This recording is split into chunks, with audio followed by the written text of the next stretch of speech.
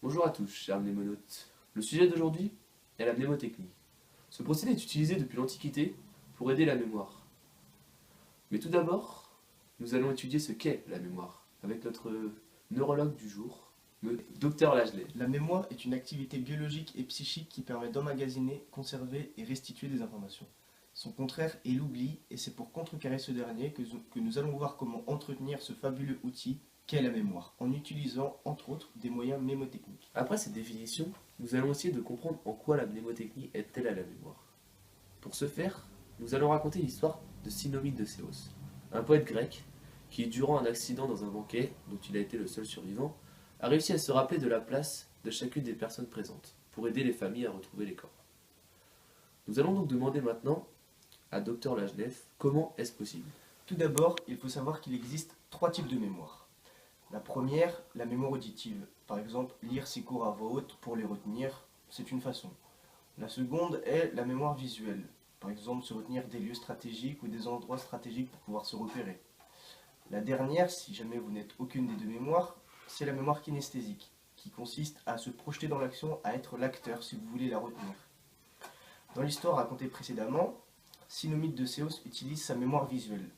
En effet, il utilise un procédé connu que l'on appelle le palais de la mémoire, qui consiste à s'imaginer un palais, une maison par exemple, et à placer des objets dans des endroits stratégiques, par exemple un tiroir, où lorsque l'on tire le tiroir, on a les objets directement.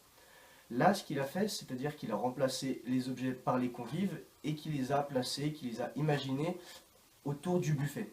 Ainsi, lorsqu'on lui a demandé de restituer les noms, il a pu restituer leurs noms ainsi que leur place. Avant de conclure, nous allons voir un deuxième exemple, celui d'un certain Benoît Rosemont, qui est un professionnel de la mnémotechnie, et qui va donc nous expliquer tous ces procédés. Mais vous allez voir que vous pouvez vous aussi développer facilement votre mémoire sans tomber malade. C'est utile pour réviser et même dans la vie de tous les jours. Benoît Rosemont, comédien et magicien, véritable athlète de la mémoire, nous révèle son secret, la mnémotechnie. J'utilise des moyens mnémotechniques pour mémoriser les informations. C'est-à-dire que je vais utiliser des astuces, principalement des images, pour ancrer dans ma mémoire l'élément à retenir. Par exemple, si on me présente un garçon qui s'appelle Pierre, je vais imaginer une pierre qui lui tombe sur la tête. Et comme ça, je saurai que ce garçon s'appelle Pierre. Faisons une expérience. Seriez-vous capable de retenir ce nombre gigantesque? Attention, vous avez 3 secondes. Si vous en avez retenu 7, votre mémoire est très correcte. Mais Benoît, lui, va beaucoup plus loin. 78 trillions, 416 billiards, 36 billions, 723 milliards, 944 millions, 137 852. Impressionnant! Quel est son secret? Pour mémoriser cette suite, je vais transformer chacun des chiffres, chacun des nombres en une image et je vais en faire une chaîne. Par exemple, on peut prendre le 1 qui serait une bougie.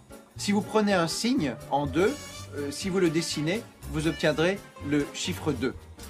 Vous pouvez prendre un tabouret pour 3, parce qu'un tabouret a 3 pieds.